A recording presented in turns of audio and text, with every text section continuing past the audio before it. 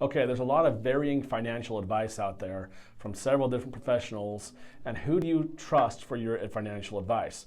Well, it's really difficult, obviously, because everyone's incentivized by different things. They earn commissions, different things, and so it's really hard to know where to go. Well, what you want to do, I would say, technically, is look at those who have been successful. So you look at those who are really actually making it. So you want to look at people who are investing in real estate, other types of businesses, and have really done well, and you know they've done well financially.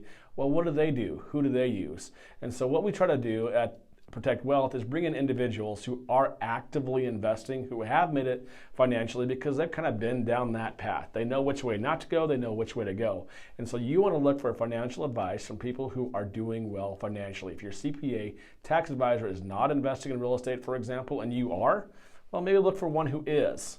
Your attorney, same thing. They can help navigate some of those landmines and help you do well financially. To learn more, like and subscribe below.